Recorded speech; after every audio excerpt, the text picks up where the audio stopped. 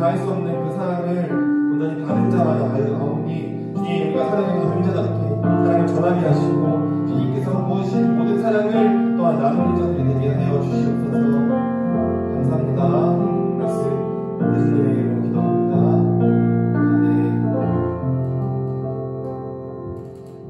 아멘. 우리 박수 치며 시작하도록 하겠습니다.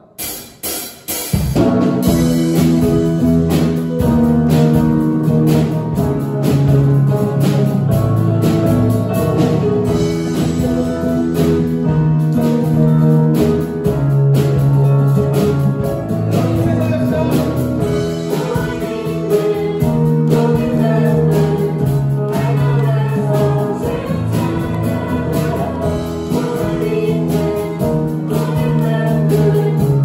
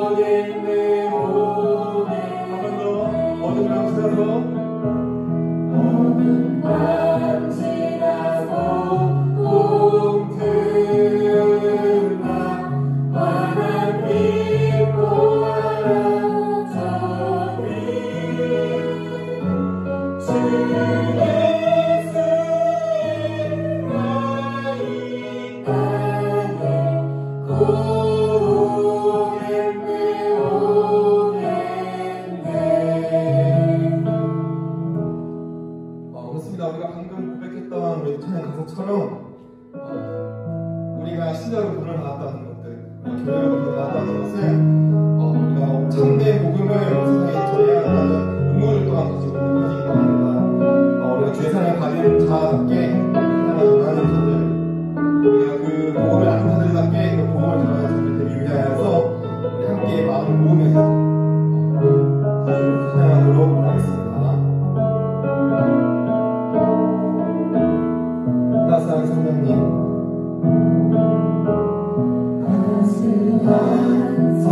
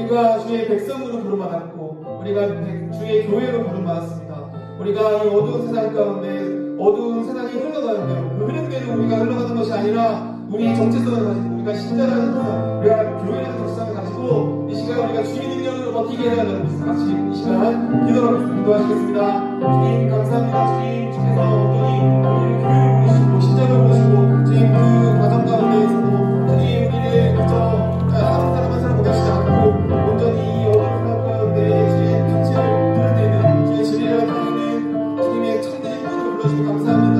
주님 이 세상이 어렵고 주님 우리가 이 세상에 보낸 도전 가운데에서 매번 넘어지지만 그 가운데서 승리하는 마음으로 오신 것 드리기 원합니다. 주님 주께서 우리에게 능력을 주시옵소서. 주님 주님이 함께해 주셔서 우리에게 싸울 능력을 주시옵소서. 우리가 세상을 공격하는 것이 아니라 모든 악한 것을 대신 예수를 따라서 우리가 다시 그 능력을 듣고 그 능력을 우리가 살아갈 수 있도록 주님 붙잡아 주시고 함께해 주시옵소서. 사랑이 많으신 하나님 아버지, 또 한 주의 시작을 예배와 함께 하시니 감사합니다. 주님, 여전히 끝날 줄 모르는 코로나와 시대 가운데 분열과 분노가 우리를 혼란스럽게 하고 있습니다. 서로가 서로를 공격하고 강자가 약자를 누르는 악한 시대 가운데 우리 주의 청년들은 주님의 선하신 뜻을 구분하기가 어려워지고 있는 것이 현실입니다. 주님, 진리가 아닌 것으로 인하여 혼란스러운 이때에 세상의 흐름 가운데 동참하지 않고 온전히 거룩한 진리만 바라보고 따르는 제자로서 우리를 만들어가 주시옵소서. 특별히 신자로 살아가기 매우 어려운 지금 상황 가운데 더욱 주의 은혜를 구하는 자가 되게 하시옵소서. 그러면 주님, 우리가 다시 마음을 모으고 신자로서의 삶과 안식에 대하여 다시 생각해 보려고 합니다.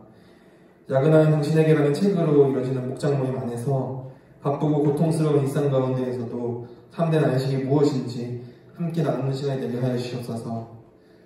주님, 한몸된 교회를 위해 수고하시는 목사님과 후장지사님, 그리고 임원과 목자, 그리고 간사지사님도 있습니다.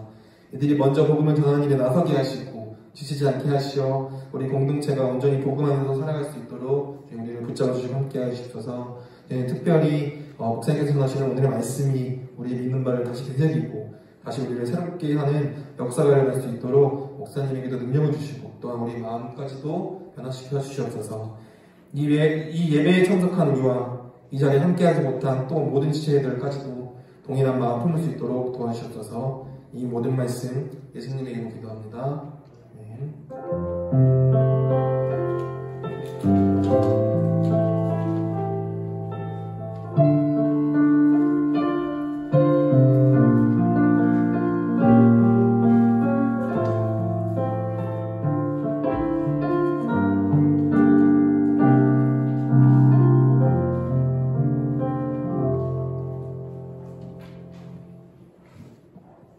성경 교독하겠습니다. 오늘 말씀 로마서 8장 31절에서 39절입니다.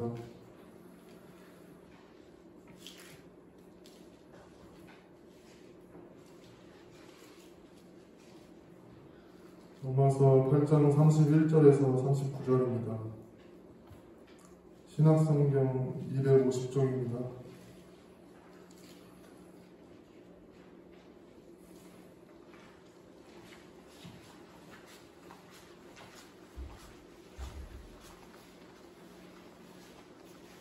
네, 찾으셨으면 여러분 저 한 절씩 교독하겠습니다. 그런즉 이 일에 대하여 우리가 무슨 말 하리요? 만일 하나님이 우리를 위하시면 누가 우리를 대적하리요?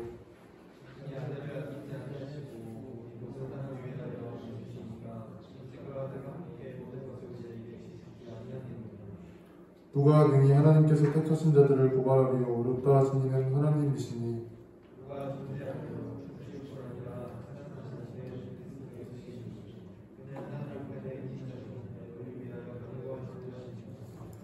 누가 우리를 그리스도의 사랑에서 끊으리요? 환난이나 공고나 박해나 기근이나 적신이나 위험이나 칼이라.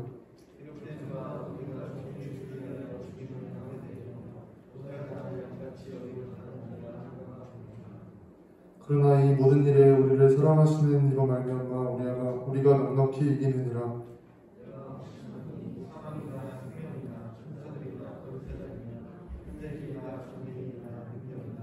함께 읽으시겠습니다.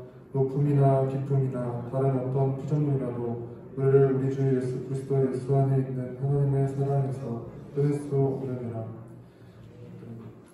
오늘 신자의 안전함이 어디서 오는가라는 제목으로 정명희 목사님 말씀 전해주실 때 은혜가 있으시길 바랍니다.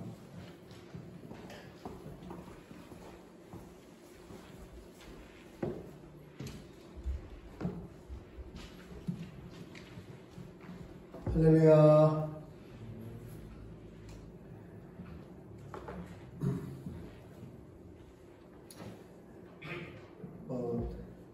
한 주 동안 여러분 평안히 잘 지내셨습니까?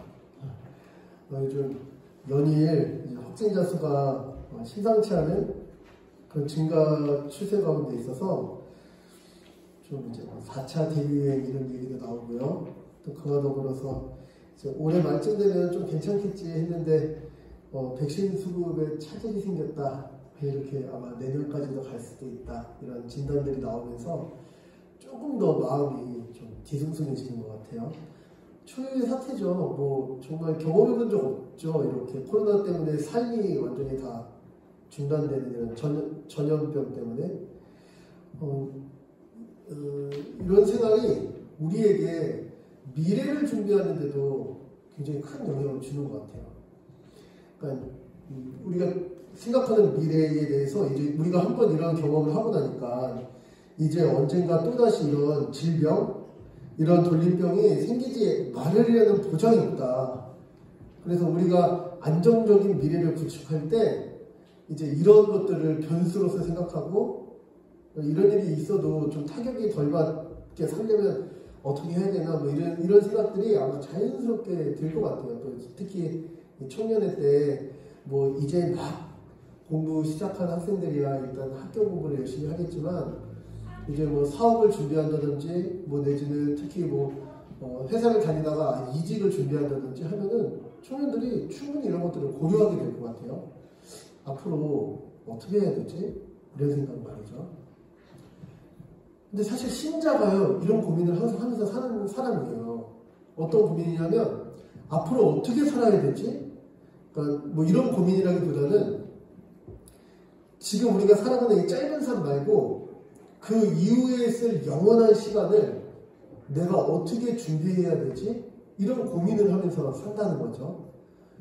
그러니까 세상을 살아가는 많은 사람은 우리가 삶이 끝난 다음에 이 땅에서 호흡이 끊어진 다음에 그 다음에 영원한 세상이 있다는 것을 망각한 것처럼 살아가요. 어떤 이는 믿지 않기도 하고요. 어떤 이는 어렴풋이 알지만 그걸 뭐 고민한다고 해결될 문제가 아니니까 그냥 생각하지 않고 사는 거죠. 하지만 여러분 느끼시지 않나요? 우리 청년부는 이제 점점 고령화가 되고 있는데 여러분 느끼시지 않나요? 매 해마다 우리 육체가 달라지는 거예요. 아유, 우리에게요 이 늙음은 가까이 있는 미래예요. 우리가 늘 청년으로 머무르고 있는 게 아니거든요. 그래서 세상이 우리한테 이 청년의 때에 되게 다혈차게 얘기하는 거예요. 미래를 준비해야 된다. 앞으로의 삶을 준비해야 됩니다. 이렇게 얘기할 때 신자들은 맞습니다. 어떻게 그렇게 탁월한 인사이트가 당신에게 있었죠? 정말 맞습니다. 영원한 삶을 지금 준비해야 됩니다. 우리가 호흡 있을 때 영원한 세계에 대해서 감각을 가지고 준비해야 됩니다. 이렇게 얘기한다는 거예요. 신자들이. 그리고 오늘 로마서 8장의 마지막. 사실 바울이 8장의 마지막 고백을 위해서 8장까지 기록을 했을지도 모르겠어요. 마지막에 바울의 아주 찬란한 믿음의 고백을 이루는 이 8장 31절부터 39절은 바울에게 안전에 대한 확신, 안녕에 대한 확신이 있는데 이게 다 어디서 오는 거냐면 바로 8장 중반부까지 계속 얘기한 하나님이 행하시니 이 주 예수 그리스도의 복음 때문에 나는 영원한 삶이 이미 준비된 자다. 이런 확신을 가지고 믿음을 고백하고 찬양하는 내용입니다. 그리고 이게 우리에게는 실제라는 것을 기억했으면 좋겠어요. 사랑하는 청년 여러분, 오늘 이 8장 31절부터 39절까지의 말씀을 들으면서 그리고 마음의 심기에 새기면서 좀 이런 생각했으면 좋겠어요. 그치? 당장 내일부터 우리가 마주하는 우리 삶의 현장, 뭐 직장이 될 수도 있고, 뭐 학교가 될 수도 있고, 아니면 어떤 스텝을 준비하는 과정일 수도 있고, 끊임없이 미래에 대해서 고민하고 이렇게 되면 더 좋을까? 이런 게 더 멋있는 삶 아닐까? 이렇게 생각하는 우리의 그 삶의 미래를 향한 준비에 사실 더 많은 부분은 영원한 삶에 대한 준비로서 이루어져야 그게 마땅히 신자 아닌가 이런 생각이 오늘 이 시간을 통해서 우리 깃들기를 한번 소원해 봅니다. 먼저 첫 번째입니다. 우리 같이 한번 오늘의 주제인데요. 우리 같이 한번 읽어볼까요? 시작! 교회는 삼위 하나님께서 교회에 행하신 일로 안전하다. 교회는 안전해요. 근데 무엇으로 안전하냐면 하나님이 행하신 일. 근데 누구한테요? 바로 우리에게. 교회를 대상으로 하나님이 행하신 이 일 때문에 교회는 안전하다. 먼저 첫 번째입니다. 31절이요. 이게 이래요. 그런즉 이 일에 대하여 우리가 무슨 말 하리요? 이게 무슨 소리인지 혹시 알겠어요? 이게 감이 와요? 그런즉 우리가 이 일에 대하여 무슨 말 하리요? 이 일이 도대체 뭘까요? 무슨 말 하리요? 이 말은 또 무슨 소린가요? 도대체 무슨 말을 하는지 잘 모르겠죠. 그런데 이거를 이제 이게 약간 수사학적 표현이에요. 헬라어의 수사학적 표현이에요. 이거를 이 헬라어가 가지고 있는 이 독특한 이 표현을 우리나라 말로 좀 바꾸면 이런 식으로 좀 바꿀 수 있을 것 같아요. 여러분 이거 보십시오. 이렇게까지 놀라운 일이 벌어졌는데 이 일을 알면서도 더 무슨 말을 할 필요가 있습니까? 뭐 이런 얘기를 하는 거예요. 그러니까 이거 아직까지 바울이 얘기했던 복음에 대한 거예요. 여러분 이렇게 놀라운 일이 벌어졌는데 내가 더 말을 해야 되나요? 아니 내가 이 정도까지 얘기했는데 뭔가 더 설명할 필요가 있을까요? 복음 너무 잘 지금 얘기했다. 자기가 이제 이런 얘기 하는 거죠. 그래서 이 8장 31절 이 전반부를 잘 알기 위해서는 무슨 얘기했나 간단하게 잡아야 그 이후에 바울이 이 논리를 가지고 안전함에 대해서 설명하는 것을 좀 이해할 수 있어요. 그래서 우리 간단하게 한번 추적해보면 1장부터 3장 어떤 얘기가 있었죠? 우리가 죄인이다 이런 얘기를 한 거잖아요. 근데 우리만 죄인이 아니라 세상의 모든 사람들이 죄인이고 죄인됨이 가장 잘 드러나는 부분이 뭐냐면 하나님이 계시다는 것. 우리에게 초월자가 있다는 것을 충분히 감지할 수 있음에도 불구하고 인생이 정말 이렇게 딱 우리만이 아니겠다 이런 걸 감지할 수 있음에도 불구하고 그 초월자에 대해서 생각하는 것들을 다 멈추고 중단하고 심지어 경배와 예배의 대상이신 초월자에게 드려야 될 그 모든 것들에 대해서 다 피조물이로 자기 욕심으로 아직은 어떤 욕망으로 자기가 바라는 어떤 더 쾌락 넘치는 삶으로 그 자리를 다 뒤바꿔 버렸다. 근데 이게 하나님의 진노를 사는 죄다 이렇게 고발했고 그런데 이 일이 해결됐다. 어떻게 해결됐냐면 그 죄값을 치르기 위해서 예수님께서 화목제물로 세워주셔서 값을 치워주신 것으로 해결됐다. 이렇게 설명하는 거예요. 경제용어로 딱 사용해가지고 너희가 하나님 앞에서 지은 그 죄에 대한 값을 예수님이 치워주셨어. 이렇게 얘기할 때 근데 그 값이 무슨 값이냐면 사형. 이렇게 하나님께서 사형을 언도하시는 값이라는 거예요. 이번에 사형이 선고됐죠. 왜 사형이 선고된 거죠? 그동안 한국 법정에서 거의 사형 언도가 안 됐어요. 굉장히 오래간만에 된 거죠. 왜 그렇게 한 거죠? 그 죄가 아직까지 이상한 참혹한 죄들이 많았지만 이건 너무 죄질이 안 좋다 이렇게 해서 사형 언도를 한 거죠. 하나님의 법정에서도 그런 일이 벌어졌다는 거예요. 이건 너무 죄질이 안 좋다. 지금 네가 조금만 양심의 귀를 기울이고 조금만 양심의 눈을 뜨면 절대가 너를 조성한 분이 계시다는 걸 충분히 알 수 있는데 너의 삶에 아무리 노력해도 안 되고 어떤 것들은 진짜 이런 일이 벌어진다고? 인생에 어떻게 할 수 없는 이런 일들 앞에서 우리가 어떻게 해야 되나? 존재의 우리를 느끼면서 초월자를 충분히 감지할 수 있음에도 불구하고 끝끝내 그분에 대해서 무시하고 그분 없는 삶을 추구하고 심지어 스스로 초월자인 척하면서 살아가는 너희들의 이 삶의 죄질이 너무 좋지 않다. 초월자, 창조하신 창조주 입장에서 그리고 사형이 언도되었다는 거예요. 그리고 그 사형을 예수님께서 하나님의 아들이신 그분이 친히 받으셨다. 그래서 이거를 화목제물이라고 얘기하고 석준형제, 이 화목제물을 무슨 죽음이라고 합니까? 예, 맞아요. 대속. 내 죽음이죠? 그럼 형벌의 죽음이죠. 그래서 형벌 대속적 죽음을 주셨다. 그러니까 죄와 사망에서 구원하시려고 하나님이 하시고 예수님이 하셨어요. 근데 이것만 얘기하지 않아요. 4장부터 6장. 좀 더 나가면 4장부터 7장까지도, 8장까지도 사실 이 얘기하는 건데, 그런데 단순히 죄에서만 건져내는 것에 하나님의 목표가 있지 않다는 거예요. 죄에서 건져낸 다음에 마치 이전에 죄로부터 살았던 삶이 완전히 사라진 것처럼 하나님에 대해서 살아있는 자로 살도록 하나님은 이루시길 원하신다는 거예요. 그래서 어떤 일을 행하셨냐면 죄에 대해서는 그리스도와 함께 죽게 하고 하나님에 대해서는 그리스도와 함께 살게 하는 그런 일을 하나님이 행하셨다. 그리스도와 우리를 연합시키셨다. 근데 그 연합의 근거가 되는 예수님의 사역이기도 하고 그 예수님과 우리를 연합시키는 성령의 사역이기도 하며 구약부터 하나님이 이미 계속 약속하시고 예고하셨던 하나님의 사역이기도 해요. 그래서 이게 삼위일체의 하나님의 사역이에요. 성도를 성도답게 하는 것. 여러분 성도가 영어로 뭔지 알아요? 성도를 영어로 쓰면 뭔지 알아요? 세인트예요. 뭐 우리 막 그런 거 있죠. 생노라. 거기 그 세인트 이게 원래 이제 성자 뭐 이런 거잖아요. 원래는 이게 천주교 용어잖아요. 이렇게 막 성인들을 향해서 뭐 세인트 누구 막 이래서 우리나라는 막 그런 거 제임스인가요? 뭐 이런 거 막 브랜드도 있고 막 그렇잖아요. 근데 그 세인트가 원래는 이제 거룩한 사람이다. 하나님 앞에서 거룩하게 사는 사람이다. 이런 의미잖아요. 성인이다. 이런 의미잖아요. 산 호세 이런 거 세인트 다 이런 건데, 근데 그거를 원래 우리한테, 신자한테 붙인 용어라는 거예요. 신자는 거룩한 자예요, 거룩한 자. 성도다, 이렇게 부를 때는 우리가 하나님 앞에서 거룩하게 된 자입니다, 이런 고백 같은 거예요. 성도, 거룩한 무리라는 이 고백은 교회에 대한 칭호이기도 하죠. 근데 우리가 어떻게 성도가 됐습니까?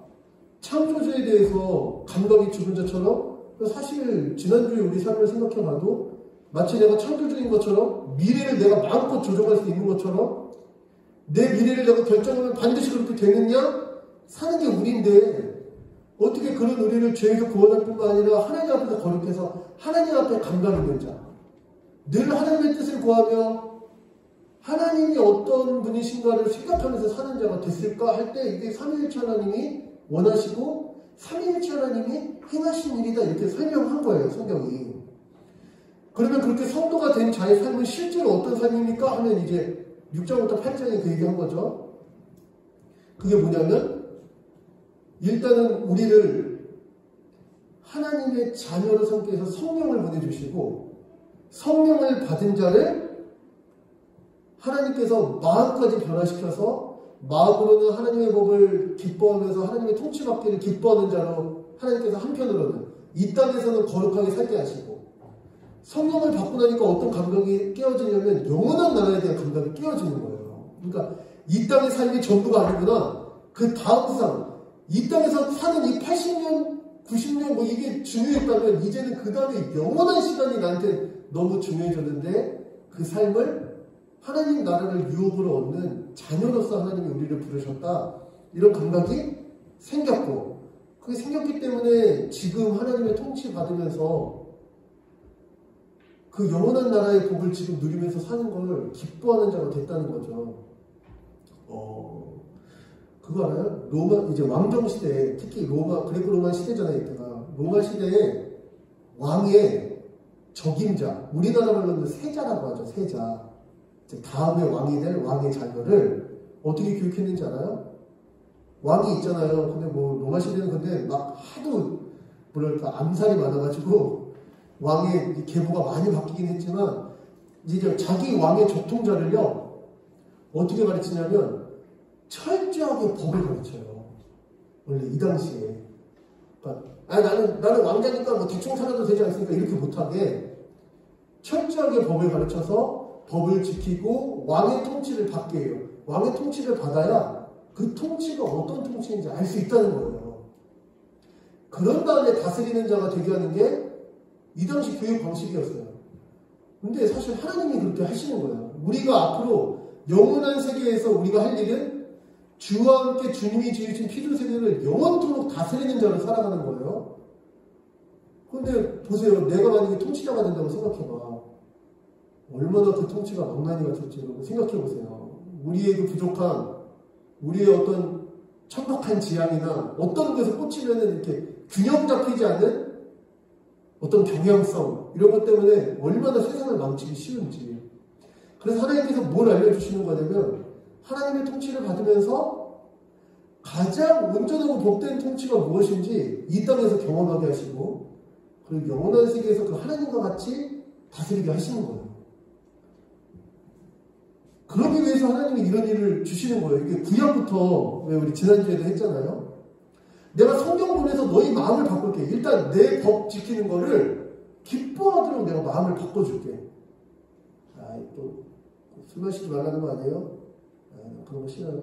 또 연애 함부로 하지 말라는 거죠? 좀 대충 살려요. 그런 마음을 내가 바꿔줄게. 이렇게 하신 거예요. 성경 보내셔서 이 땅에서 살 때 자꾸 자기 욕심대로 내 멋대로 살고 싶다. 이런 마음을 안 갖고 정말 하나님의 통치 받으면서 살고 싶다. 이런 마음으로 바꿔줄게. 근데 이 바꾸는 이거를 누가 보내주시는 거냐면 사도행전에 베드로가 얘기할 때 예수님이 죽으셨던 예수님이 부활하셔서 승천하셔서 하늘 보좌 우편, 하나님의 오른손으로 높이셔서 하나님의 보좌 우편에서 지금 통치를 하시는 예수님이 그 백성을 부르시는 방식이, 백성을 다스리시는 방식이 마음을 바꾸는 성경을 보내주시는 거야. 이렇게 설명한 거예요. 예수님의 통치가 그런 거예요. 우리 마음을 바꾸는 통치. 그런데 이거를 우리가 지지난주에 살폈던 로마서에서는 뭐라고 얘기하냐면 만일 하나님의 영이 있으면 너희는 그리스도의 사람이야. 하나님의 영이 없으면 그리스도의 사람, 너희는 그리스도인이 아니야. 근데 하나님의 영이 있으면 어떻게 되는데? 영이 있으면 1번 하나님을 아빠라 불러요. 아빠라 부르는 거는 두려워하지 않고 하나님과 친밀함을 누리는 측면이 있는가 하면 두 번째 상속자로서 하나님 나라를 영원토록 보내줘요. 그래서 이 결과가 어떻게 맞춰지는지 보세요. 여러분 이 17절이에요 17절 한번 거기 설교 노트에 있으니까 17절 한번 다 같이 읽어볼래요? 로마서 8장 17절 18절 17절 18절을 같이 한번 읽어볼게요. 로마서 8장 17절 18절 시작. 자녀이면 또한 상속자 곧 하나님의 상속자요 그리스도와 함께한 상속자니 우리가 그와 함께 영광을 받기 위하여 고난도 함께 받아야 할 것입니다. 생각하건대 현재의 고난은 장차 우리에게 나타날 영광과 비교할 수 없도다. 아멘. 이게 무슨 소리인 것 같아요? 이게 무슨 소리냐면 예수님의 마음을 가지고 하나님과 친밀하게 살면서 하나님 나라의 상속자로서 하나님의 법을 따르면서 살면 이 땅에서는 손해보는 것 같다는 거예요. 손해보는 것 같다는 거예요. 왜 그렇게 살아? 더 즐기면서 살지, 더 누리면서 살지. 그걸로 왜 걔를 도와줘? 너나 즐기지. 이렇게 핀잔 듣거나 내지는 야 호구다 호구. 지겨워 먹자. 이런 어려움을 실제로 당하면서 살 수밖에 없다는 거예요. 그런데 신자에게 어떤 감각이 있냐면 지금 그렇게 사는 게 내가 앞으로 하나님과 함께 영원히 살아갈 삶을 연습하는 거야. 지금 하나님의 법대로 사는 게. 나는 앞으로 영원한 세상을 하나님의 법에, 이 사랑하는 법에 의해서 살아갈 거야. 그래서 이렇게 죄악이 넘치는 세상에서도 그 법을 지키면서 고난 조금 받는 거, 앞으로 우리가 주와 함께 이 사랑의 법으로 다스릴 그 영광에 비하면 아무것도 아니야. 고난이 있어도 훈련하는 게 나에게 유익이야. 이런 마음을 가지고 뒤바뀐 마음으로 살아가는 것. 그래서 한편으로는 영원한 세상에서만 누리, 죽어서만 내지는 그 주님이 재림하신 이후에만 누릴 하나님 나라의 그 복과 안식을 지금 이 땅에서도 누리는 측면이 있는가 하면 앞으로만 얻을 수 있는 영광스럽고 정말 가치 있는 그 삶, 보람 있는 그 삶을 지금 이렇게 추악한 세상에서도 누리며 살 수 있다. 이게 신자가 복음 전할 때 단계라는 거예요. 1. 죄에 대해서 넌 해결됐어. 2. 의에 대해서도 해결됐어. 3. 그 해결된 결과, 그 열매가 지금 너한테 나타나고 있어. 이 정도 알면은 이렇게 얘기하는 거 방법이. 그럼 뭐 더 할 말이 뭐가 있겠어? 이게 다야. 이렇게 설명한다는 거야. 그리고 사랑하는 청년 여러분, 이 내용이 정말 날마다 살아있습니까? 정말 이걸 믿으면서 이걸 확실히 기억하면서 늘 새기면서 살아가고 있나요? 오늘날 현대 사회에서의 믿음이란 단어가 아주 희석돼서 쓰이기 때문에 우리는 정말 이걸 믿습니까? 이렇게 물어보면 네, 믿어요. 네, 저 그거 알고 있어요. 아, 그러면 믿죠. 이렇게 얘기하고 주중에는 근데 어떻게 믿음을 항상 생각합니까? 그거 어떻게 계속 그렇게 살아요? 뭐 그건 불가능한 거죠. 뭐 어쩔 수 없는 거죠. 약간 잠깐 생각이 안 나서 좀 약간 그렇게 한 것 뿐이에요. 믿긴 믿어요. 이렇게 얘기한다면 믿음을 완전히 오해한 거예요. 믿음은 그런 게 아니에요. 믿음은 내가 알고 내가 죄에 대해서 해결됐다. 의에 대해서 해결됐다. 그 결과 지금 열매가 나타나고 있다. 하나님에 의해서 이걸 믿는다면 이게 어느 순간 스위치 끄듯이 꺼지고 어느 순간은 생각이 안 나고 어느 순간은 이런 사실에 대해서 감각이 없고 그래서 이 모든 사실이 하나님이 행하시는 일이잖아요. 하나님이 행하신 이 모든 일이 상관없는 것처럼 살다가 누가 다시 얘기해주면 맞아 나 그거 알아 나 믿어 이렇게 얘기하는 건 성경은 믿음이라고 얘기 안 해요. 그냥 그것에 대해서 지식이 있는 거지. 믿는 게 뭐냐면 이게 너무 분명해서 늘 보이고 여기에 의탁해서 늘 사라지는 거예요. 그걸 믿음이라고 성경이 얘기하는 거예요. 어떤 순간에는 이런 사실에 대해서 감각 없어지는 게 아니고 늘 이 감각이 살아있는 건 그걸 믿음이라고 하는데 그 믿음이 어떻게 생기는 거냐면 바울이 이 로마서를 쓴 이유기도 해요. 어떻게 그 믿음이 생기냐면 늘 확인하는 게 있어요. 늘 확인하는 게. 뭐 우리가 천재여서 늘 보이고 이런 게 아니에요. 한번 배웠는데 잊지 않고 날마다 호흡할 때마다 생각나고 이런 게 아니라고요. 늘 확인하고 늘 묵상하고 늘 점검하는데 나는 늘 확인하고 늘 점검할 수 없어.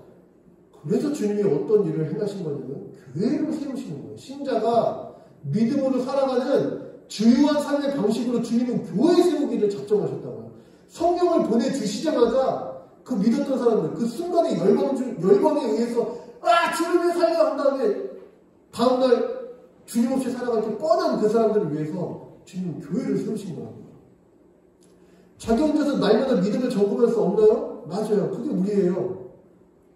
그래서 주님이 지체를 붙여주시는 거예요. 아니 예배 드렸으면 됐지 끝나고 목장 모임을 왜 해야 되나요? 아니 이 믿음을 점검할 믿음의 동역자들을 실질적으로 옆에 붙여주시는 거예요. 주일에 한번 모여가지고 뭐 이렇게 신앙에 대해서 한번 얘기하고 그 다음에는 모든 관계를 딱 접고 그냥 철저하게 개인적으로 살아가다가 주일에 예배 때만 한번 만나고 이런 거는 사실 교회 모습이 아닌 거죠. 그래서 원래 서로 점검해주고 더 자주 연락하고 서로 함께 신앙에 대해서 고민이 있다면 고민을 얘기하고 근데 어제의 나의 삶, 오늘 내가 잠자기 전에 생각해보니까 오늘의 나의 삶은 마치 믿음이 없는 것처럼 이 모든 하나님이 행하신 일에 대해서 죽어있는 상태로 오늘을 보냈다면 빨리 도움을 청할 사람들이 바로 지금 목원들이에요. 목장의 목자에게, 부목자에게, 그리고 목원들에게 오늘 나의 삶에 한 번도 하나님이 생각나지 않았다. 내가 내일도 이렇게 살면은 정말 망한 자처럼 살게 될 것 같다. 나를 위해 기도해달라. 내일 하루 어떤 시간에 나를 위해서 한 번 복음이 생각나게 해달라. 실제로 요청을 하면서 살아가는 게 교회로 살아가는 의미라고요. 일주일에 한 번 모여서 이렇게 예배 세레모니만 하는 게 뭐 의미가 아니라 이 한 번의 세레모니가 정말 그렇게 복음으로 살기 위해서 서로 연락하고 애쓰고 각자의 자리에서 다른 상황에서 다른 삶의 현장에서도 그렇게 연대해서 복음을 말하려고 하던 우리가 여기서 이제 비로소 얼굴과 얼굴을 맞대어 만나서 같이 하나님을 찬양하는 게 그런 삶이 있어야 의미가 발생하는 거지. 그런 거 없이 그냥 와서 난 예배 드렸으니까 일주일에 한 번쯤 예배 드렸으면 됐죠. 이제는 다시 난 복음에 대해서 죽고 세상에 대해서 살아볼래요. 이렇게 말하기 위해서 예배를 드리는 게 아니라는 거죠. 그래서 바울이 이 말하고 이런 얘기를 하는 그런즉 이 일에 대해서 우리가 무슨 말할까요? 이렇게까지 얘기했으면 더 할 말이 없다. 이걸 알고 있느냐? 그러면 우리는 안전하다. 이렇게 얘기하고 사랑하는 청년 여러분, 저는 우리가 복음에 대해서 잘 알고 있다고 생각해요. 알고 있는 것과 믿는 것은 다른 층의 일이에요. 이제 우리의 뉴스, 우리의 감각, 우리의 사고방식이 변화되었으니 이제 정말 여기에 삶을 의탁해서 살아봅시다. 다만 자기 다짐으로는 결코 이루어지지 않아요. 뭐 자기가 다짐해서 이루어질 일이면 그건 내가 구원을 이끌어가는 거겠죠. 날마다 하나님의 도우심을 구하고 날마다 하나님이 어떤 일을 행하시는지를 기억하는 게 신자의 삶의 연속이에요. 그러니 쉬지 않고 기도하는 게 하나님의 뜻이라는 데살로니가의 말씀이 맞아요. 그리고 항상 이 복음이 눈앞에 있게 항상 기뻐할 수밖에 없는 게 그 범사에 감사할 수밖에 없는 게 하나님의 뜻인 게 맞다고요.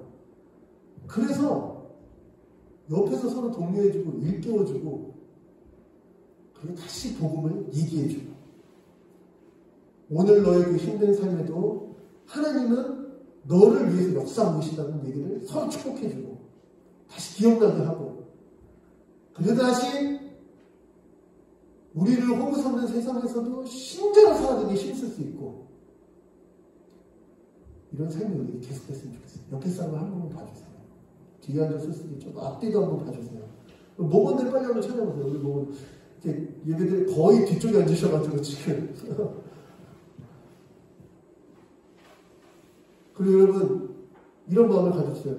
저 사람이 오늘부터 시작되는 한 주의 나의 신앙생활을 지켜줄 사람이고 또 저 사람이 오늘부터 시작되는 한 주의 신앙생활을 내가 지켜줄 사람이에요.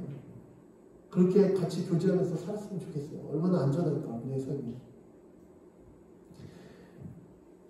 그리고 나서 바울이 아직까지 했던 이 모든 얘기를 두 개로 요약해요. 두 개로 요약하는 게 먼저 첫 번째 31절부터 34절까지인데 어떻게 요약하냐면 교회는 삼위 하나님이 이루신 구원의 복음으로 충분하다 이렇게 얘기한 다음에 무슨 말 하래요? 이렇게 얘기한 다음에 그 다음에 하나님이 선언하신 칭의 때문에 안전한 거야 이렇게 얘기하는 거예요. 칭의 때문에 우리는 안전해.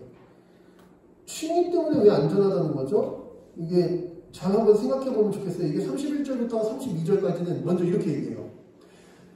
성도는 교회를 자녀 삼으신 하나님께서 성도를 위해서 역사하시기 때문에 모든 대적 가운데서도 평안을 누린다. 우리 한번 31절 후반부 만일부터 한번 32절까지 한번 읽어볼까요? 만일부터 한번 읽어봅시다. 시작. 만일 하나님이 우리를 위하시면 누가 우리를 대적하리요? 자기 아들을 아끼지 아니하시고 우리 모든 사람을 위하여 내주시니가 어찌 그 아들과 함께 모든 것을 우리에게 주시지 아니하겠느냐. 아멘. 사랑하는 여러분, 이렇게 믿음을 가지고 복음이 너무 확실해. 그래 우리는 목원들도 있어. 잘 살아보자. 으쌰으쌰 하고 딱 나가면 믿음대로 사라질 것 같죠. 직장인들 한번 손 들어보세요. 직장인들 지금 회사 다니는 분들 손 내려보세요. 직장에서 신자로 살기 쉽나요? 어때요? 저기 용민 목자는 한동안 기도 제목이 계속 그거더라고요. 직장에서 신자로 살아가기 쉽습니까? 야근하는 당신에게 쉽습니까? 항상 야근도 하더라고요. 병철 형제는 주중생활을 항상 지방에서 해요. 이제 남부 지역을 수리하면서 다니시는데 일이 그래서 직장에서 신자를 하기 쉽습니까? 고기가 절레. 여러분, 이게 우리가 마주하는 현실이에요. 우리에겐 대적이 많아요. 그 대적은 뭐 이렇게 나를 미워하는 사람들 뭐 그런 걸 수도 있지만 대개는 신앙인으로서 사는 것을 허락하지 않는 사회 구조일 수도 있어요. 그리고 신앙인으로 사는 것을 고깝게 여기는 뭐 상사일 수도 있고요. 내지는 신앙의 가치에 대해서 도저히 생각해볼 그 짬조차 주지 않는 어떤 상황일 수도 있어요. 신자로 살아가는데 대적이 많다고요. 그런데 오늘 8장 중반부까지 무슨 얘기를 했냐면 바울이 하나님이 너를 구원하신 게 어떤 비전 아래에 구원하신 건지 알아? 하나님이 너를 통해서 모든 피조세계를 변화시키는 전 피조세계의 구원까지 염두에 두시고 오늘 우리를 구원하신 거야. 그래서 오늘 우리가 하나님의 복을 누리면서 하나님의 통치 받을 때 장차 하나님의 이 복된 통치로 세상을 다스리는 그 비전 가운데 우리는 부르심을 받은 거예요. 기억나나요? 우리 지지난주 막 이런 얘기 많이 했었잖아요. 지지난주.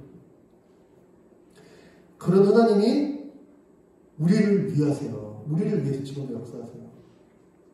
우리가 이런 얘기 많이 하잖아요. 아이고 이 세상이 변화될 때 이 세상이 끝날 때까지는 힘든 거야. 막 이런 얘기 하잖아요. 맞아요. 하나님 한편으로는 이 세상의 끝을 준비하고 계세요.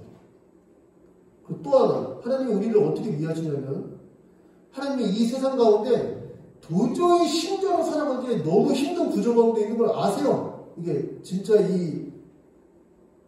너무 이 욕심에 의해서 살아야 하는 이 세상 구조가 그렇게 살기 힘들게 하는 걸 아신다고요. 그래서 또 다른 사회를 우리에게 허락하시는 거예요. 그게 아까 얘기한 교회이죠. 교회.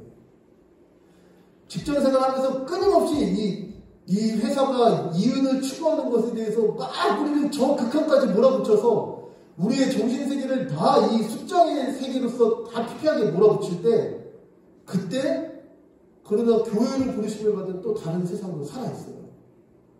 그래서 그때 나를 위해 기도해주는 사람도 있고, 그때 나에게 다시 한번 성경 말씀을 한번 알려주는 사람도 있고, 그때 나에게 다시 하나님이 오늘도 너를 위해 역사하신다고 위로하는 사람도 있는 거예요. 실제로 있는 거고 있어야 되는 거예요. 또 그렇지 않고는 쉽지 않겠죠.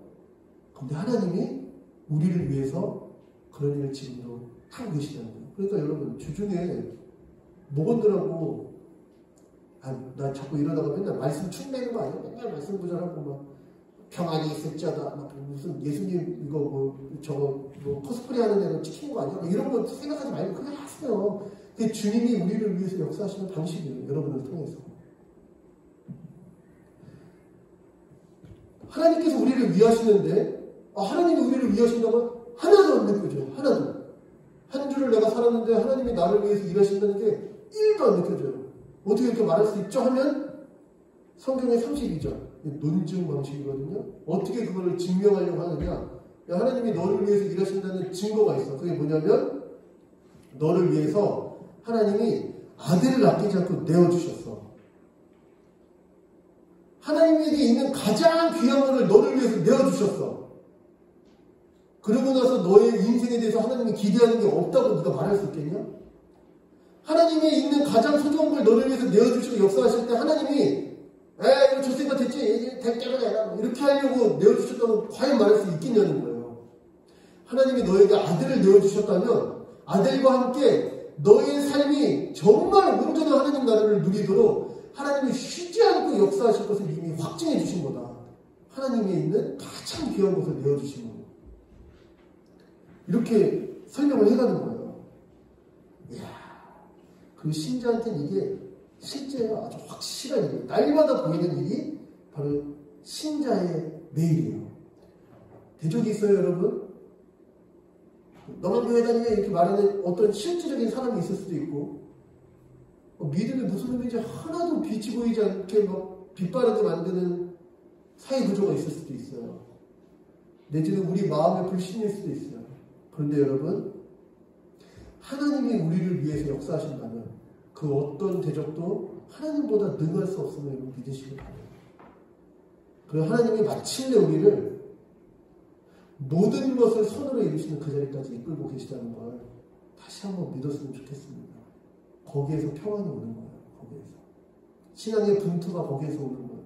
오늘 내가 수고하고 노력하고 애쓰고 신앙의 나라 살려는 이 모든 피와 땀 흘림이, 눈물 흘림이 나 혼자의 발버둥으로 그치지 않는다는 것을 신자가 알 수 있는 거예요. 하나님이 아들을 내어주신 일로 인해. 두 번째, 그런데요, 그렇게 살려고 할 때요, 또 이것도 있어요. 고발과 참소도 있어요. 여기 누가 우리를 대적하리요? 누가 고발하리요? 누가 정죄하리요? 누가 사랑에서 끊으리요? 이 네 개의 질문에 대한 대답으로 오늘 본문이 나가거든요. 그런데 고발과 참소, 이게 무슨 소리예요 도대체? 고발과 참소를 누가 합니까? 이렇게 물어본다면, 여러분, 이 고발과 참소, 이거는요, 이게 법적 용어예요, 법적 용어. 그러니까 말하자면 이렇게 얘기한다는 거예요. 왜 갑자기 착한 척이야? 왜 갑자기 잘한 척이야? 너 지난번에 그렇게 했잖아. 했어, 안 했어? 갑자기 깨끗한 척 하고 있어.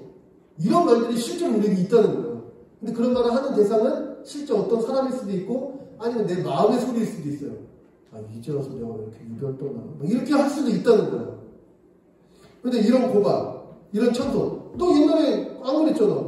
너 벌써 이번 망했어. 너 나가야. 갑자기 착한 척 하고 있어. 이거 웃겨. 이렇게 하는 그런 소리가 들릴지도 몰라요. 그런데 뭐라고 얘기하냐면 하나님이 그렇게 이전과 같지 않게 살려던 이 삶의 근거가 하나님이신데 그런 하나님의 아들을 내어주시고 너를 의롭다 하시고 그래서 다시는 그 옛자리로 돌아가지 않도록 변화시키신 게 하나님이신데 그런 말 그냥 들어 괜찮아 그거 아무것도 아니야 이렇게 얘기한다는 거예요 지금. 그리고 그러면서 오늘 본문에서 사용된 사실 이 고발하리요 이런 단어 있잖아요. 이게 마귀의 원어이기도 해요. 마귀가 뭐죠? 헬라 원어로는 디아블로스거든요. 근데 이 디아블로스가 원래 뜻이 비방자, 고발자 이런 뜻이에요. 그래서 제가 거기에 이렇게 적었어요. 요한계시록을 적었어요. 여기 보면은 하늘에서 큰 음성이 있어 하나님의 구원과 능력과 나라와 또 그 그리스도의 권세가 나타나요. 구원이 나타난 거죠. 그때 우리 형제들의 참소하던 자, 곧 우리 하나님 앞에서 밤낮 참소하던 자가 쫓겨났고 여기 할 때 이 참소하던 자가 디아블로스예요. 마귀예요. 마귀가 하는 일이 뭐냐면 늘 우리한테 그 고발하고 있는 거예요. 너 혼자 깨끗한 척이야. 너 지난번에 그렇게 했잖아. 뭐 잘났다고 그러고 있어. 이런 얘기를 이런 마음을 실제로 준다는 거예요. 쉽지 않은 마음이에요. 우리 가운데 내가 막 주를 위해서 이렇게 살아가야지. 에이 뭐 내가 뭐 언제부터 이렇게 살았다가 갑자기 이발 떠나. 막 이런 생각이 든다는 거예요. 그때 거기로부터 우리는 상관없다 이런 얘기를 하는 거야. 왜냐면 이전에는 당연히 그렇게 살았겠지 우리가. 그런데 우리가 그렇게 살지 않으려는 마음, 새로운 마음을 가졌다는 것 자체가 하나님이 너에게 의를 주신 증거 아니겠냐? 하나님이 더 세냐 마귀가 더 세냐 이런 얘기 하는 거죠. 약간 유치하게. 하나님이 너를 법정에서 의롭다고 하셨어. 그 이후에 걔네가 너를 자꾸 이렇게 뭐 너는 별거 아니야. 난 원래 너는 안 그랬잖아. 이런 얘기 하는 거에 신경 쓰지 말아라. 이런 말을 하는 거예요. 의롭다 하시니까 하나님 아니시냐. 근데 이 정도로만 끝나잖아요. 그런데도요. 신자가 그럼 항상 발을 헛디디지 않고 늘 거룩하기만 사냐. 그렇지 않고 그러다가 오늘 갑자기 삐끗해가지고 막 늑도하고 어떤 죄를 짓는 자리에 동참하기도 하고 막 이렇게 한다는 거예요. 그러면 뭐라고 하겠어요? 대번에.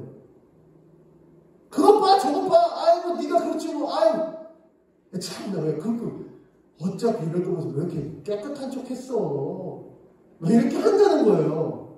이게 실제 뭐 마귀가 그럴 수도 있고 뭐 누구 우리를 막 이렇게 욕보이는 어떤 사람이 그럴 수도 있고 우리 마음이 그럴 수도 있고 실제 이게 신자가 거룩하게 살려다가 한번 삐끗할 때 거기에 박수치고 아 잘했다 다시 우리 세상으로 복귀했구나 이런 일들이 많이 있다는 거예요. 제가 청년 때 헤비 드러그에다가 술을 막 끊으려고 노력해봐서 알아요.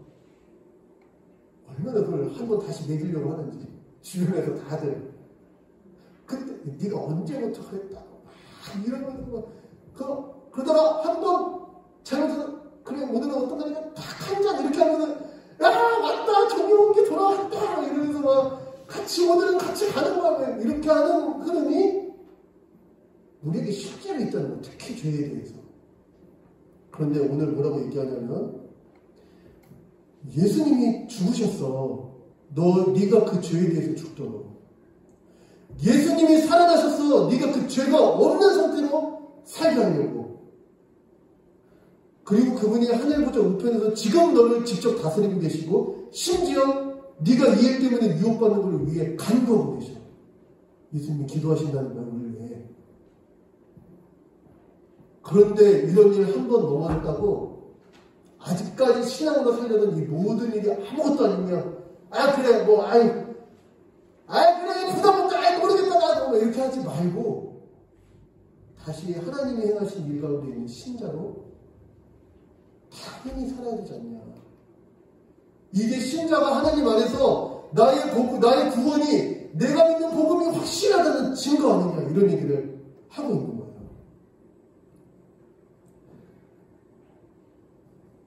사랑하는 여러분, 예수님께서 죽으시고 다시 사신 일이요. 우리가 늘 반복해서 짓는 그 죄에 대해서 죽게 하려고 하시는 일이세요. 예수님이 죽으시고 다시 살아나셔서 하늘 보좌에 승천하셔서 앉으신 것이요. 우리는 다시 하나님에 대해서 살아있는 자로 오늘 하루의 열매를 맺게 하려고 하시는 일이라고요.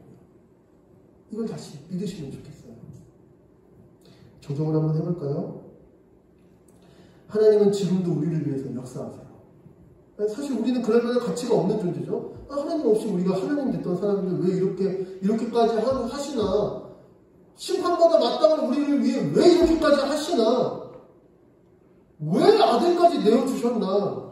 이렇게 할 때 하나님이 뭐라고 말씀하시는 거냐면 이게 나의 확증이요 증거인데 뭐에 대한 확증이요 증거냐면 이후에 너의 삶이 얼마나 주 안에서 영광스러울지에 대한 확증이요 증거다. 이렇게 사실 말씀하시는 거예요.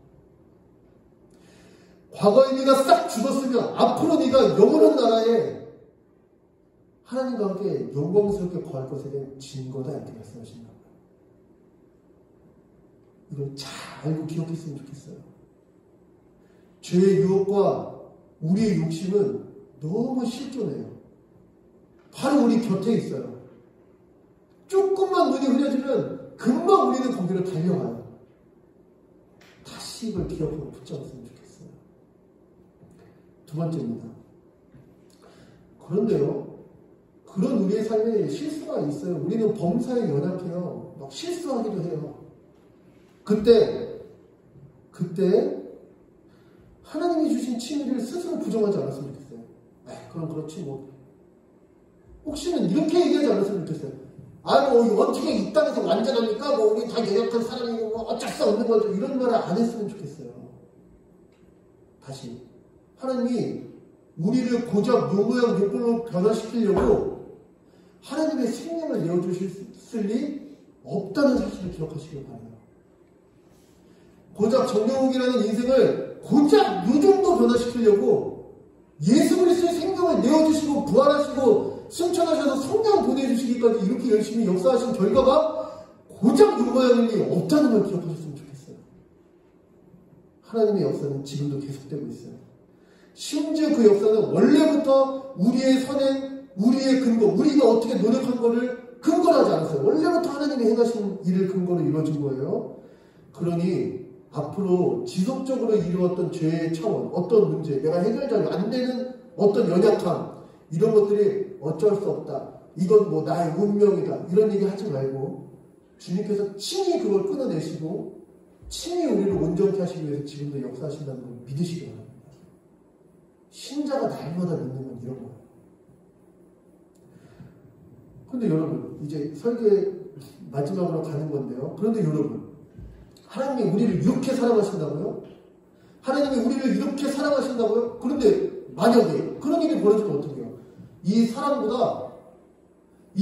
아무것도 아닌 것처럼 사람을 완전히 끊어내버릴 만한 어떤 위협이나 어려움이 있으면 어떡합니까?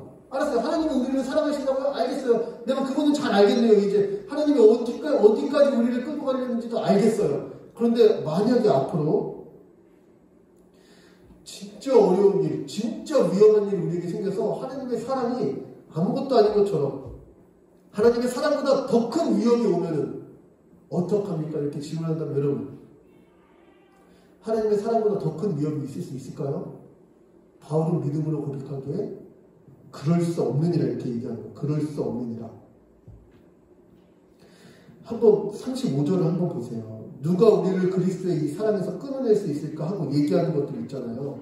누가 우리가 그리스도의 사랑, 특히 십자가에서 이루신 그 사랑을 무효로 돌리거나 의심하게 만들 수 있을까? 이렇게 얘기할 때 얘기한 거죠. 누가 그리스도보다 더 강하게 우리를 휘어잡을 수 있을까? 얘기할 때 말하는 환난, 공고, 박해, 기근, 적신 이렇게 벌거벗는 거예요.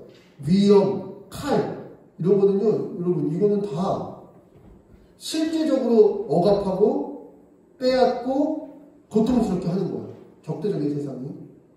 어떤 거는 음식이나 의복, 기근, 적신 이런 거죠. 음식이나 의복 같은 가장 기본적인 생존에 관한 거기도 해요. 그 뒤에 볼래요? 위험이나 칼 이런 거는요, 실제로 생명이나 아주 죽음의 위험이나 죽음 그 자체인 경우도 있어요.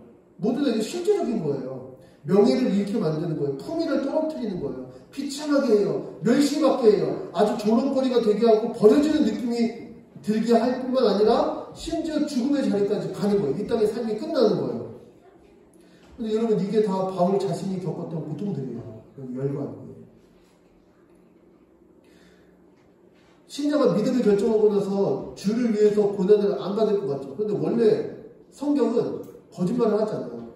예수님을 믿으면은 너는 이제 잘 먹고 잘 살고 다 부자 될 거야. 여러분 부자 되세요. 이런 걸 성경은 결코 하지 않아요. 여러분 뭐라고 얘기하냐면 바울이 바로 하잖아요. 36절에 이게 시편의 기록이거든요. 우리가 종일 주를 위해 죽임을 당하게 되면 도살당할 양같이 여김을 받았네. 구약부터 하나님을 섬기는 자들이 세상 가운데 받는 대우가 이루어졌다는 거예요. 심지어 성경은 복음을 전함과 동시에 계속 이렇게 얘기해요. 저거 다 적어놨어요. 무릇 그리스도 예수 안에서 경건하게 하나님 앞에 살아있는 자처럼 살려고 한다면 박해가 있을 거다.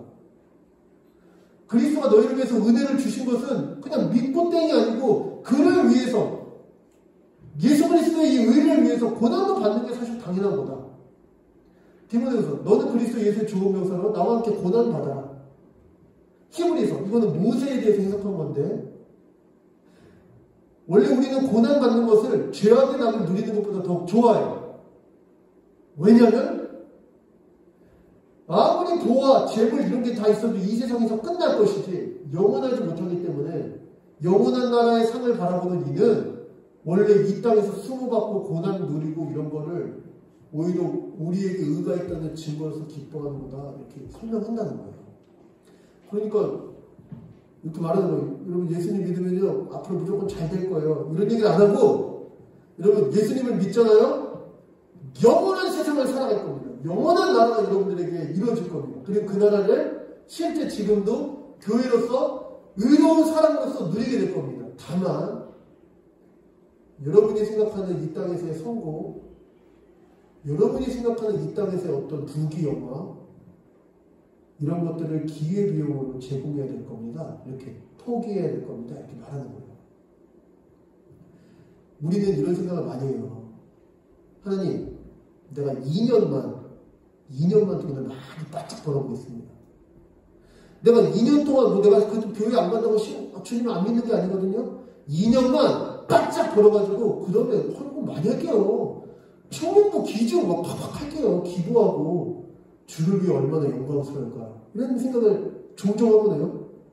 진짜 돈으로 말하니까 좀 멀게 느껴지나요? 주님, 내가 어떤 명예를 위해서 2년만 내가 뭐 검사가 되기 위해서, 의사가 되기 위해서, 뭐 어떤 자격을 얻기 위해서 2년만 내가 신앙생활을 중단하고 한번 열심히 그 자리를 위해서 달려보겠습니다.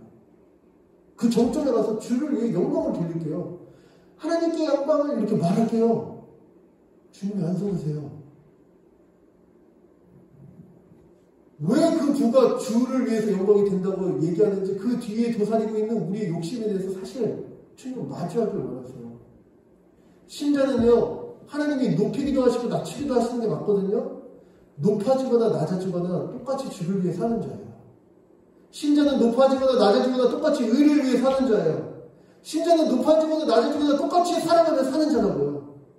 어떤 것을 위해서, 세상의 어떤 자리를 위해서, 세상의 어떤 보장을 위해서 지금 신앙을 포기하고 지금 신자가 아닌 것처럼 살아가고 지금 하나님 위해서 사는 삶을 중단하는 것을 신자라고 말하지 않는다고요.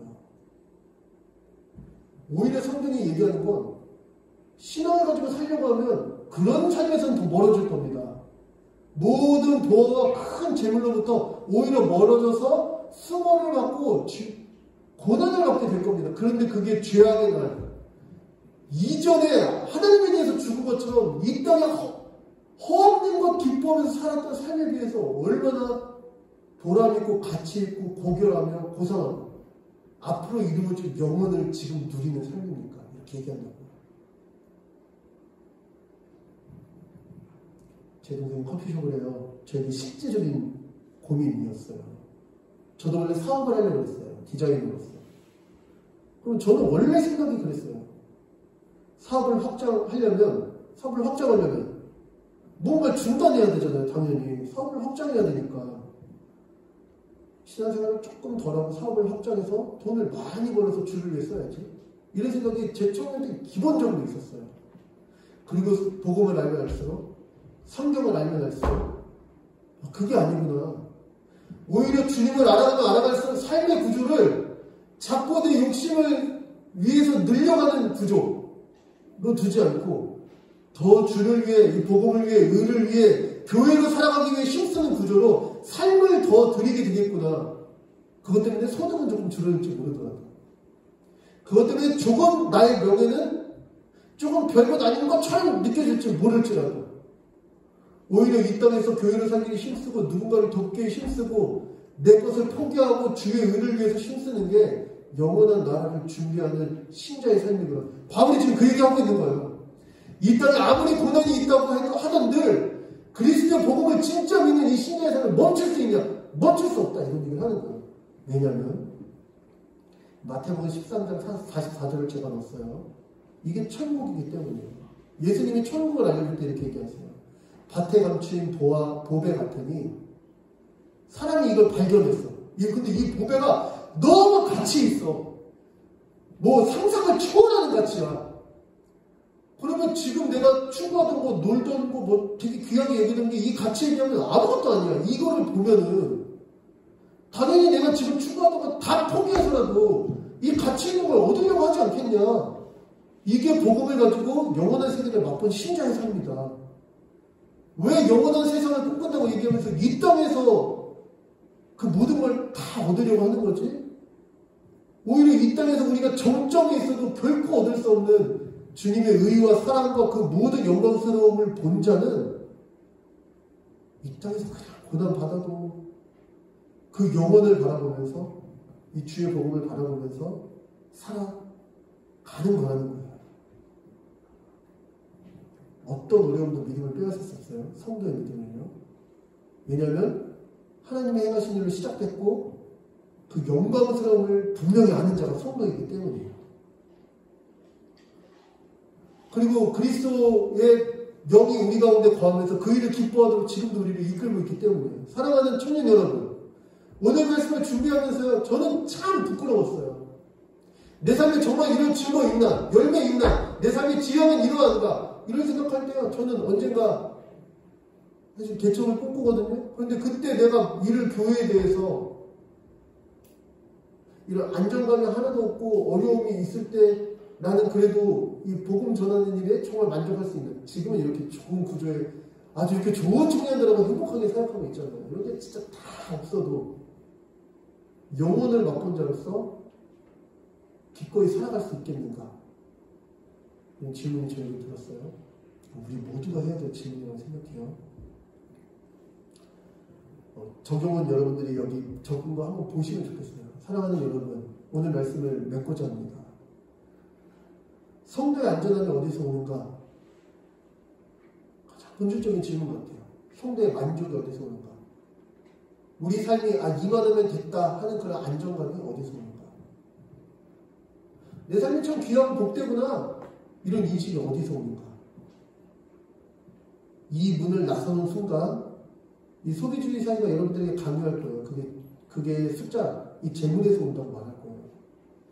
이 문을 나서는 순간 사람들이 여러분에게 강요할 거예요. 그럼 어쩌면 우리 부모님일지도 모르겠어요. 남들에게 떵떵거리고 자랑할 수 있는 어떤 지위와 직위, 내지는 어떤 직업, 내지는 어떤 상황, 어떤 그런 너의 그런 가치 있는 자리가 너에게 안전함을 주는 거라고 얘기할지 모르겠어요. 여러분, 다시 복음 앞에서 계산했으면 좋겠어요. 우리의 안전함이 어디에 있는 건지. 그리고 그 안전함이 정말 주님으로 말미암는 거라면 지금 우리 삶의 자리에서 세상의 헛된 안전을 위해서 살지 말고 영원한 안전함이 이미 주어진 자로서 능히 그 자리에서도 의를 위해 살아가며 예배하는 자로서 살 수 있다는 거예요. 졸업을 조금 받아도 주님의 거룩함을 추구하면서 주를 예배하는 삶을 살 수 있다는 거예요. 이 세대를 본받지 말고 마음을 새롭게 함으로 변화를 받아서 하나님의 선하시고 기뻐하시고 온전하신 뜻이 무엇인지 분별하여서 우리 자신을 제물로 주께 드리는 영적 예배가 얼마든지 가능하다는 거예요.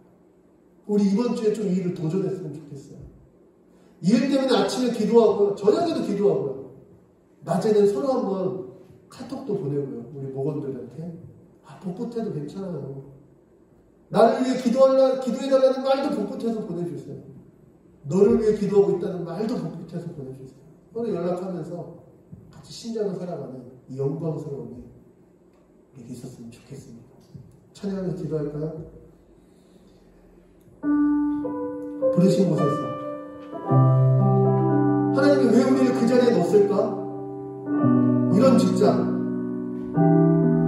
이렇게 외로운 어떤 준비의 시간,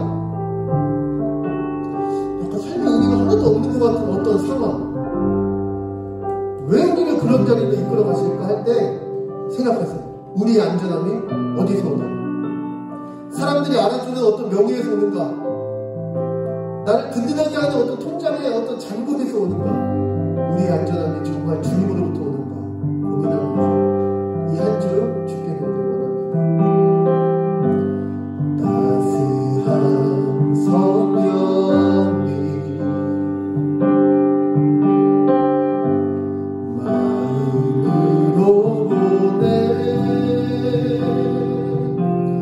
내 몸을 감싸며 주어지는 평안함 만족함을 느끼는 사랑과 진리에 사랑과 진리에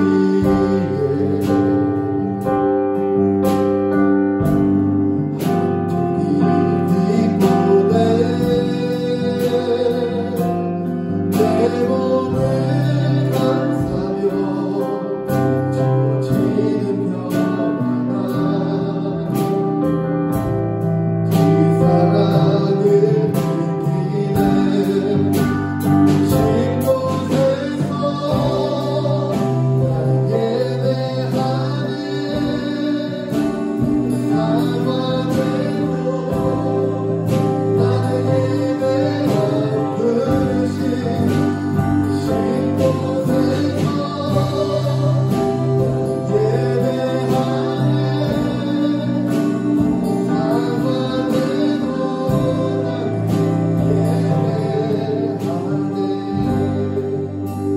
여러분 기도했으면 좋겠습니다. 청년인데 이런 기도하기가 정말 쉬웠던 것 같아요. 하나님 왜 나를 이런 자리에 넣습니까? 나에게 더 높은 자리를 주세요. 나에게 더 큰 성공을 주세요. 남들이 다 알아줄 만한 어떤 명예를 주세요. 주를 위해 사용할게요. 이런 기도 하기 쉬운 것 같아요.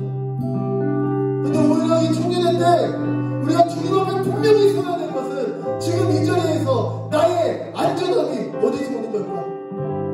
주님, 나의 안전은 재물로 오는 것도 아니고 남들이 다 알아줄 만한 명예에서 오는 것도 아니고 하나님이 나에게 행하신 일, 이 은혜로부터 옵니다. 하나님, 어떤 상황에서도 이 은혜를 기억하는 걸 포기하지 않고 어떤 조롱 가운데서도 이 믿음을 지켜내는 우리 되게 해달라고 우리 시간도 그렇게 기도했으면 좋겠어요. 어쩌면 하기 두려운 기도, 이런 기도 하자마자 정말 주님이 우리를 이 땅에서 망하게 할까봐 사실 하기 두려웠던 바로 그 기도, 어떤 상황에서도 우리의 안전이 주께 있음을 보게 해달라고 우리 시간 한번 기도했으면 좋겠습니다. 기도하도록 하겠습니다. 사랑하신 하나님 감사합니다. 아버지 성공을 구하고 아버지 그 영광과 아버지 그 명예를 구하고 많은 이들에게 존경받고 많은 이들이 부러워하는 그런 삶을 위해서 간구하고 애쓰고 노력하며 주 앞에 기도하기 쉽지만 하나님 남들에게 조롱받고 열심하고 아무것도 없고 그래서 내일을 걱정해야 되는 그 순간에도 주님 때문에 안전하다고 고백하는 이런 삶, 사실은 기대하기 싫고 사실은 만족하기 싫은 이런 삶, 하지만 주님께서 예수 그리스도에서 우리를 부르실 때 어쩌면 복음이 이끌어가는 삶은 이런 삶 아닌가? 환경 때문에, 상황 때문에, 아니면 조건 때문에 만족이 오는 삶 말고 아무것도 없어도 모든 것이 없어도 주님 한 번 때문에 만족할 수 있는 그러한 삶, 주님 우리에게 그 영광스러운 삶을 허락하여 주셨사오니 이 짧은 인생을 살아가면서 이 땅에 누리는 것이 전부인 것을 아니하고 영원한 나라를 꿈꾸고 영원한 만족을 지금 누리며 하나님 안에 있는 안전을 지금도 허락하는 신장을 살아갈 수 있도록 주님 우리를 주님 앞에 신자로 주님 앞에 믿음이 인자로 세워주시옵소서. 주님 우리를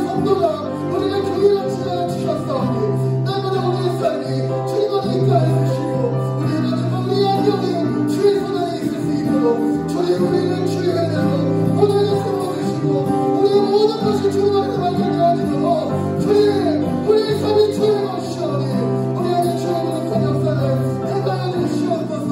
주님을 위한 찬양하여 올라가리다. 주님께서 부르신 그곳에서 주를 예배하게 하여 주시옵소서. 부르신 곳에서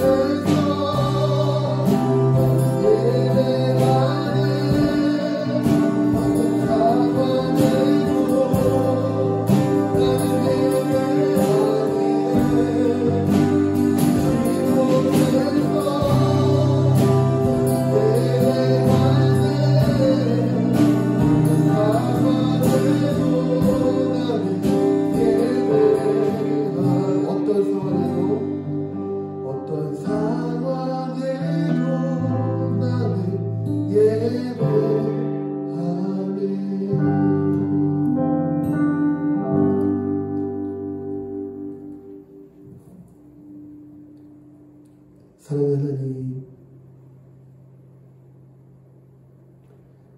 나의 도움이 어디서 올고 나의 안전이 어디서 올고 나의 만족과 나의 기쁨과 나의 평안이 어디에서 올고 믿음을 가진 신자로서 고민할 때 나의 도움이 천지를 지으신 여호와에게서로다. 나의 생명이 날 위해 십자가를 지시고 부활하신 예수 그리스도에게서로다. 나의 거룩이 지금 내 안에 좌정하셔서 하나님의 거룩한 전으로 이루시는 성령 하나님으로부터다 고백할 수밖에 없는 이 믿음 허락해 주시니 감사합니다. 한 주를 살아가면서 특히 이 야망과 비전을 꿈꿔야 되는 이 청년의 때에 얼마나 쉽게 우리의 눈이 흐려지는지, 세상의 부귀와 세상의 영화와 남들 앞에서의 명예와 누군가가 부러워할 만한 삶을 향해서 치닫기 쉬운 이때 다시 주님, 나의 안전이 어디서 올까? 나의 영원한 삶이 어디서 올까? 나의 참 기쁨과 평안이 어디서 올까? 다시 생각하며 오늘도 복음 붙잡고 신자로 살아갈 수 있도록 날마다 우리의 눈을 맑혀 주시옵소서. 맑은 눈으로 날마다 십자가가 똑똑히 보이고 그 십자가 앞에서 함께 한복으로 이루어진 우리 교회의 주의 지체들이 명확히 선명하게 보여서 날마다 서로가 서로를 가슴으로 품고 서로를 위해 기도하고 세상이 주는 것처럼 헛된 정욕이나 어떤 독점력 때문에 서로를 생각하는 것이 아니라 정말 지체로 그 인생이 주님 안에서 복되기를 바라면서 교제하는 참 형제요 참 자매로서의 복된 교제가 우리 안에 가득할 수 있도록 주님, 우리의 만족되신 주님, 오늘도 이 교회로서 우리를 빚어주시고 함께 서로를 세워가며 주를 향해 나아가게 하여 주시옵소서. 주님 앞에 이 땅에서 때로는 모면을 참아가면서 또 이 땅에서 때로는 멸시도 받아가면서 이렇게 땀과 눈물이 서려있는 예물을 주님 앞에 올려드립니다.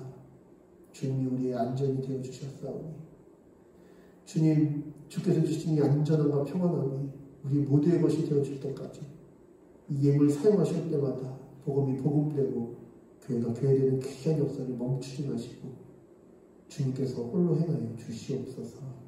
감사드리며 우리의 안전이 되신 예수님의 이름으로 기도합니다. 이제는 우리 주 예수 그리스도의 다함없는 은혜와 아버지 하나님의 측량할 수 없는 사랑하심과 성령님의 우리 마음 주의 뜻 따르기를 기뻐하도록 바꾸시는 교통하심이 오늘 주님 앞에 한 몸의 예배를 드리며 이 땅에서 신자로 살아가는 게 어떤 의미인가, 우리의 안전이 어디서 오는가 고민하며 주 앞에 참된 성도로 살기를 다짐하는 우리 삼양교회 청년들 한 명 한 명 그 인생 위에 그들의 계획과 앞날의 그 모든 꿈과 소망 위에 우리 삼양교회 위에 우리 한국교회와 세계 열방의 주의 몸된 교회 위에 이제부터 영원토록 함께 있을 지어다. 아멘.